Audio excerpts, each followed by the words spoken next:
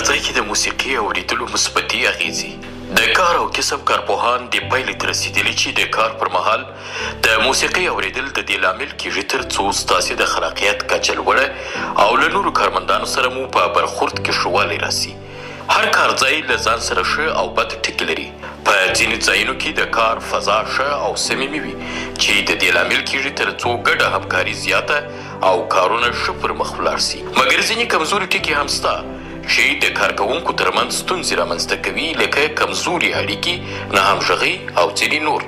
په دا ډول شرایطو کې کولی سئ هیډفون غوږ ته واچوئ او موسیقي ته غوږ ونیسئ تر څو وکولی سئ په خپل کار باندې تمرکز وکړئ. البته په ځینو کارونو کې د موسیقي اورېدل شاید مناسب نه وي، خو په دې اړه کارپوهان وایي چې شرایطو او کار ته په کتو باید موسیقي واورئ. د کار او کسب کارپوهان په دې عقیده دي چې د هر کار سرته رسول وخت او ځای ته اړتیا لري او د موسیقي اورېدل هم له دې موضوع څخه بهر نه ده. کارپوهان وایي د کار په وخت کې د موسیقي اورېدلو ته مناسب وخت غوره کړئ. دا کار د دې لامل کېږي چې نه یوازې ستاسې خلاقیت پورته کړي، بلکې کولی سي په خپل کار باندې ښه تمرکز وکړي. کله چې په داسې چاپېریال کې یاست چې ډېر سخت وي، ستاسو مغز زیات اطلاعات ستاسو له شاوخوا څخه پیدا کوي. په دې وخت کې بهترین کار دا دی چې هیډفون په غوږ کې کېږدئ او موسیقي ته غوږ ونیسئ.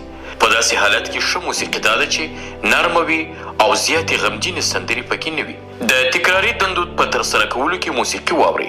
ځینې وخت داسې پېښېږي چې موږ مجبور یو کارونه په پرله پسې ډول ترسره کړو. د بېلګې په ډول یو کنفرانس جوړیږي، ستاسو دنده دا وي چې د ګډونوالو نومونه په کارتونو باندې ولیکئ.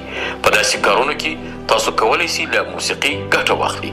د موسیقي اورېدل د دې لامل کېږي چې په مغز کې سروټین او نورافرین په کار واچوئ او په پایله کې ستاسو د کار او دقت کچه لوړه کړي. د خپلې خوښې وړ موسیقي واورئ. دا په یاد ولرئ چې ستاسو مغز شاید داسې نوي دندې ترسره کړي چې تر اوسه پورې له هغې څخه اطلاع ونه لري. د خپلې خوښې وړ هغه موسیقي ته غوږ نیول چې په وار وار سره مو هغه اورېدلې وي د دې لامل کېږي چې زیات تمرکز وکړئ، ځکه چې مغز په هغه څه باندې ډېر نوي مصروف له کومو سره چې پخوا بلد وي. کوښښ باید وسي داسې موسیقي چې غمجنه وي او بیا هم داسې سندرې چې منفي انرژي درکوي لرې اوسئ، ځکه په دې کار سره ستاسو د مثبت فکر او کار انګیزه کمیږي. درنو لیدونکو، د ارواپوهنې او علمي معلوماتو لپاره زموږ چینل سبسکرایب کړئ.